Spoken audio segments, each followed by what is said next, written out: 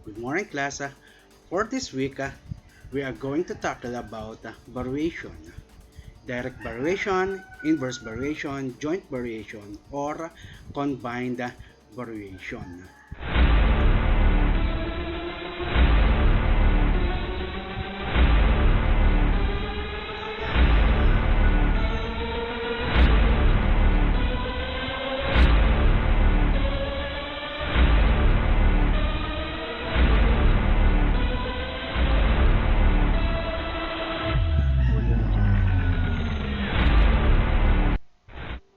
So once again, here is your worksheet number 1 that is entitled with variations. So what are you going to do?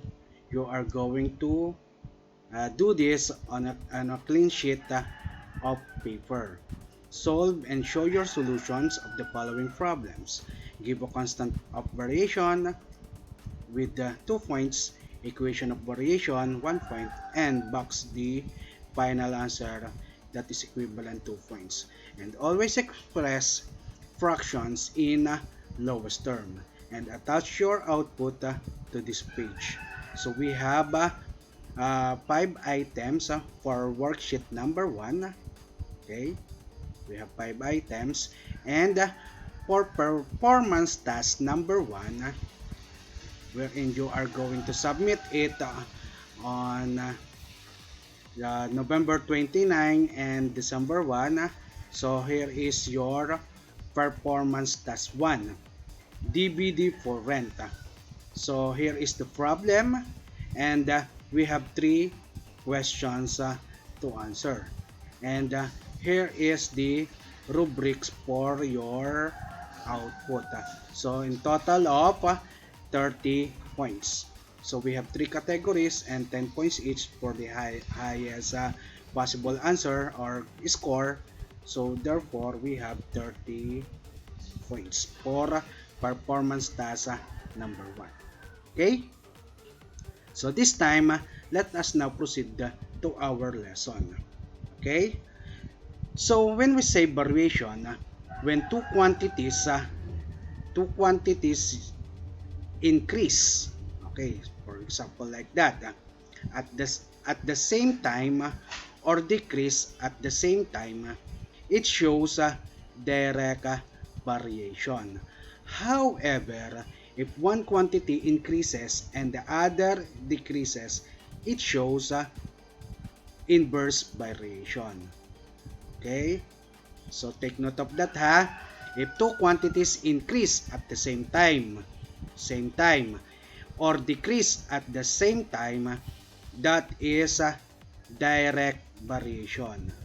Then if one quantity increases and the other decreases, and that is inverse variation. So that is the difference between the two. Okay, for example, we have or you encounter such situations in your everyday life. For instance, if we walk or if walk slowly going to school, it takes longer time, diba? But walking fast, it takes shorter time to reach the school, which is correct. Your speed in walking varies inversely with the time. The faster you walk, the shorter the time it takes you to reach your destination. Another situation is when your mother asks you to buy rice, which costs 55 peso a kilo. If 1 kilo costs 55, how much 10 kilos of rice costs? So in this situation, the more kilos of rice, the more money you will pay, which is correct. Hence, this is the example of the direct variation. And we have another situations involving 3 or more quantities that varies from one another may show joint variation or combined variation. So yun yung iba't ibang klase ng variation. For example, let's focus on direct variation. Okay, so we have a given graph here. So the table of values, x are 1, 2, 3, 4, and 5, and y is 2, 4, 6, 8, and 10. So therefore, the equation is y is equal to 2x. As you can see from the table of values na yung if x is equal to 1, so the value of y is 2. Diba? And if the value of x is 2, the value of y is 4. So therefore, the value of x increases. The value of y also increases. Diba? So tumataas din siya. So therefore, the graph is the line or is a line that rises to the right. Diba? So yun yung tinatawag nating linear equation, which is this is an illustration of direct variation. This means that y varies directly as x, or we can say that y over x is equal to k. So ito yung constant na tinatawag natin. Okay? Where k is the constant of variation or constant of proportionality. Okay? So in this case, the constant of variation is 2. So therefore, if you multiply 2 to the value of x, so we can have the value of y. So therefore, ito yung ating equation. Y is equal to 2x. Okay? Another one. So you will be celebrating your 14th birthday and you want to have 14 balloons in your birthday. The table below shows the number of balloons, which is x, ito yung number of balloons, and the corresponding cost is y. Okay? So, as you can see, tumataas din yung ating x, tumataas din yung ating y. But the question is, if you are celebrating in your 14th birthday. Okay? Since y varies directly as x, so find the constant of variation, which is the value of k. Okay? As you can see, y sub 1, itong, which is 10, then over x, yung 2. Okay? So therefore, we have 10 over 2, which is 5. 20 over 4 is also 5. 30 over 6 is also 5. So therefore, the constant of variation is 5. The value of k is 5. And we can say that the equation of the direct variation is y is equal to 5x. Okay? Another example. Y varies directly as x. If y is equal to 12, when x is equal to 4, so we are going to find the constant of the variation. Okay, so what is the constant? So y over x is equal to 12 divided by 4, and the value is 3. So the constant is 3. So what is the equation? The equation is y is equal to 3x. Okay? So for every value of x multiplied by 3, so that is the value of y. And then for C, what is x when y is 36? So using the equation of the variation, y is equal to 3x. So kung ang ating y daw ay 36, okay? So 36 is equal to 3x. So therefore, 36 divided by 3 is equal to 12. Substitution. Okay? So when the value of y increases from 12 to 36, the value of x increases also from 4 to 12. Okay? How about direct variation or direct square variation?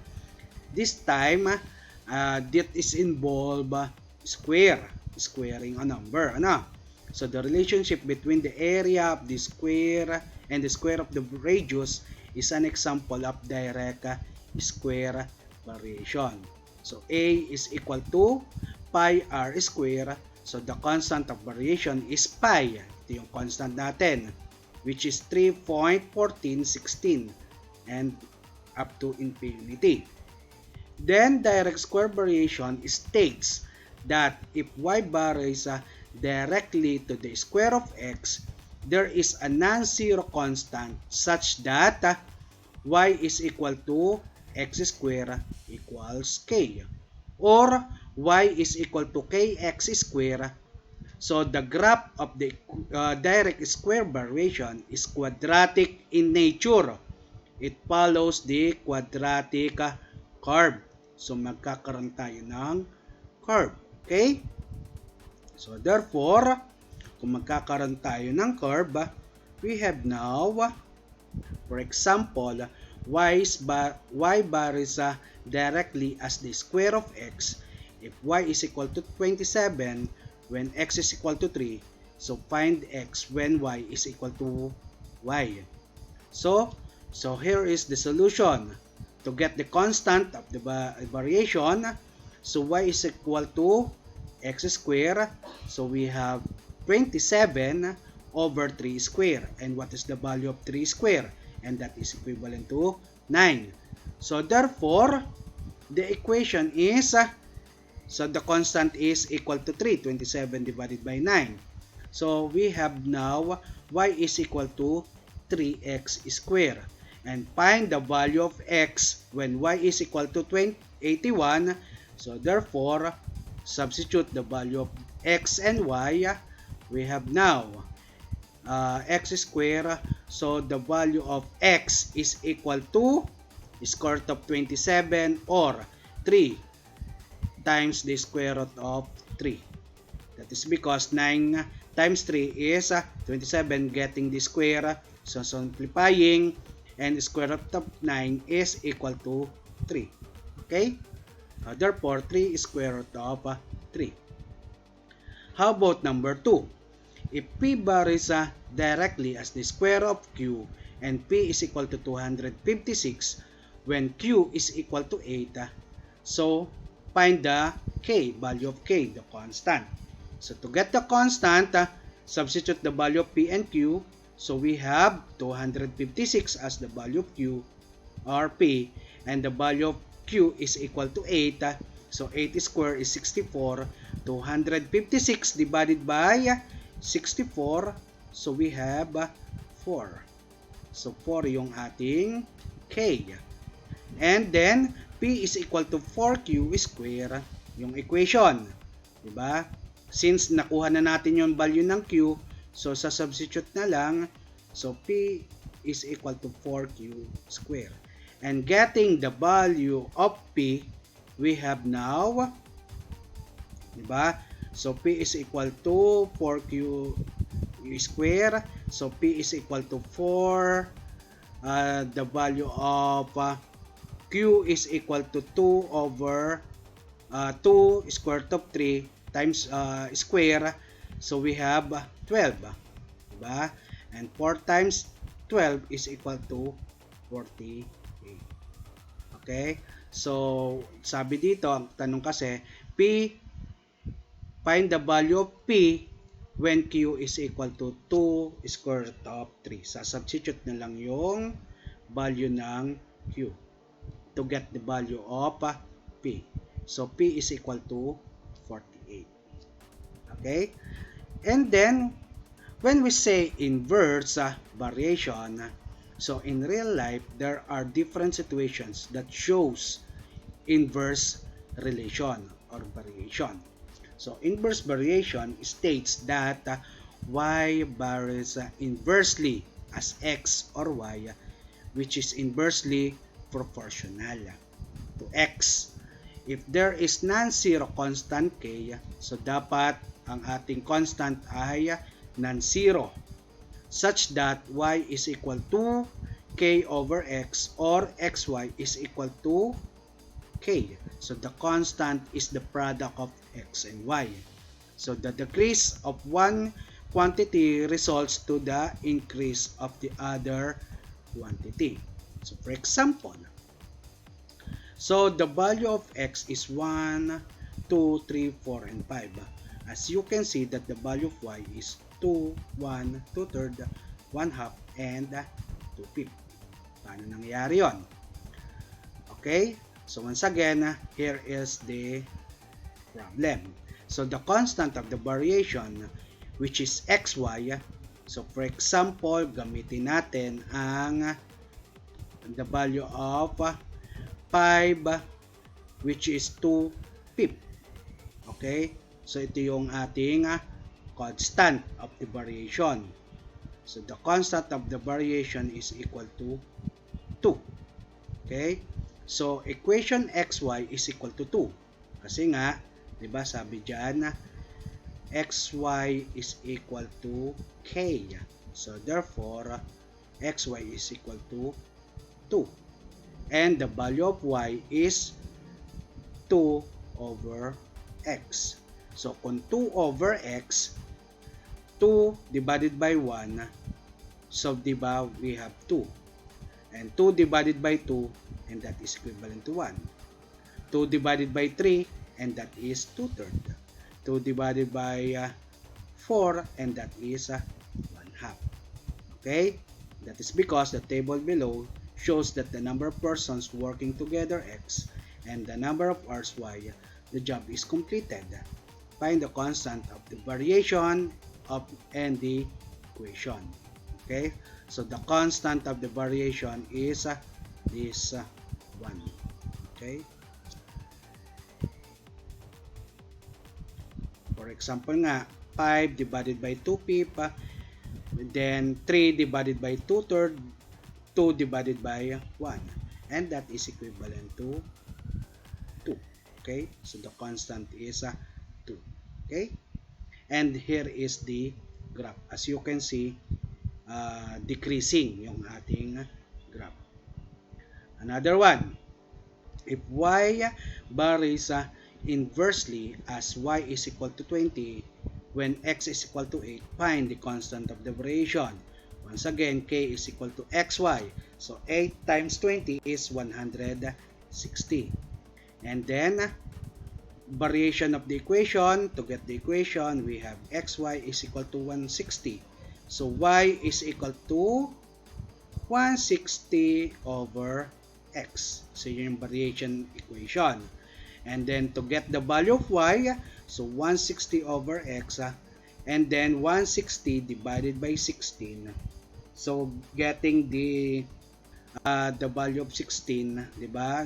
Ini-assign natin na ang 16 ay yung value ng x. So 10 ang value ng ating y. So as the value of x increases from 8 to 16, the value of y decreases from 20 to 10. Bumababa siya. Okay? Kasi nga yun nga, y, find the value of y when x is equal to 16. So, how about this one? The rate or r of the car varies inversely with the time t.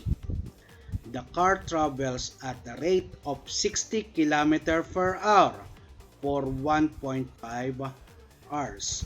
So find the rate of the car when it took 1 hour to travel the same distance t. So here is the solution. In this case, the faster the car travel, the shorter time, di ba?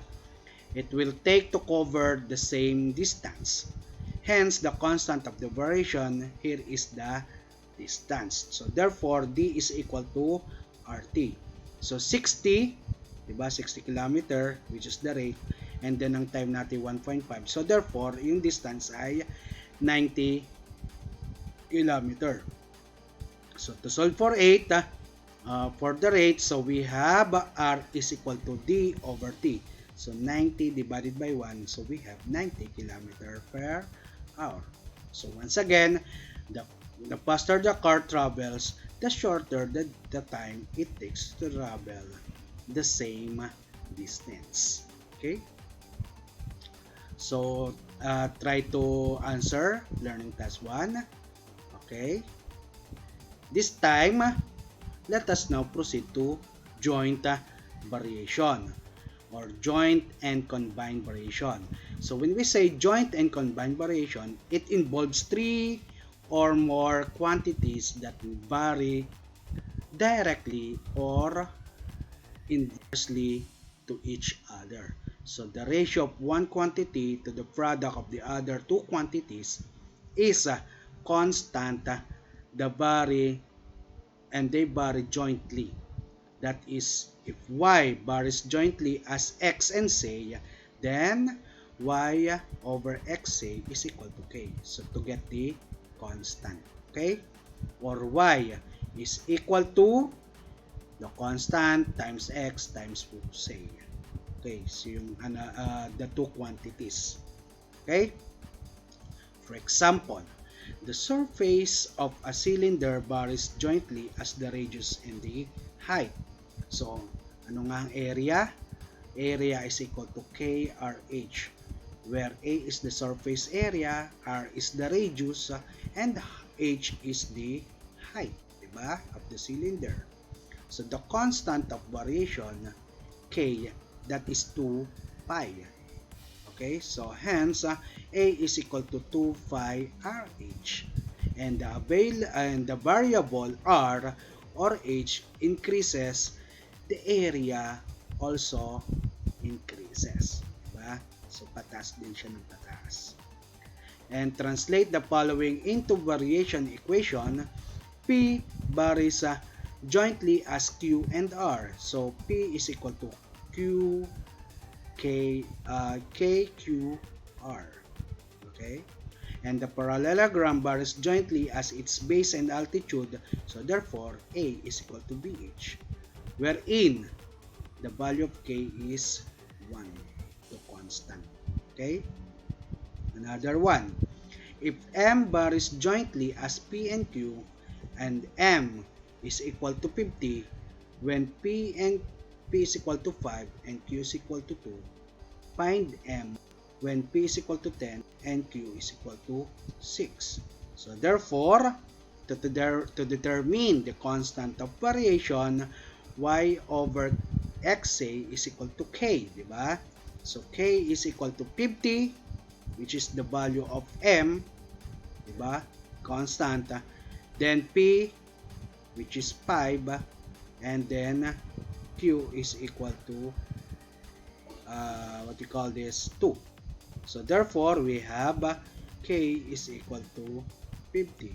So therefore M is equal to KPQ 5 times 10 times 6. So we have 300. So nanggaling yung 10. So yun yung value ng P. So find M daw, di ba? Find M when P is equal to 10, then Q is equal to 6. And the value of K is 5. Okay? As P and Q increases, M also increases. Okay? Another one. So when we say combined variation, this is a variation where one quantity varies directly to other quantity and inversely to the other quantity. So the equation B is equal to KW over X means that B varies directly as ito yung B ha, B to ha, W and inversely as X. Okay, X ito. Okay, X. Diba? Kasi X yun E. So B varies inversely to X and directly to W. If B is equal to 12, when X is equal to 4 and W is equal to 8, find the W when B is equal to 24 and X is equal to 2. Okay, so here is the solution. Substitute lang natin, kunin muna ang constant which is 6, and then after getting the constant, so substitute, so the value of W is equal to 2. Okay? Ayan. Another one. If P varies directly as the square of Q na raw, and inversely as the square root of R, yan, nasa baba, square root of R, And P is equal to 20. So, substitute na natin yung P. Then, substitute yung 2 and then yung 64. So, find the value of P when Q is equal to 8. Substitute din yung 8 and R is equal to 144. So, kunin muna yung constant, yung value ng K. So, value of K is 40. Then, substitute. So, therefore, we have 640 divided by 3. Okay, over 3. Or getting the, what we call this, the mixed number. So, we can say we have 2, 1, then 3.33. So, pwedeng ganun. Or, 213 and 1/3. Pwede yun. Diba? So, yan. Okay? And then, for learning task 2, sagutan, ipasa, at checkan, self-check. So, ang answer kay natin ay nasa page 35 ng module na ito. Okay? So, after you answer this learning task, value ito, fill in the table or supply the missing value.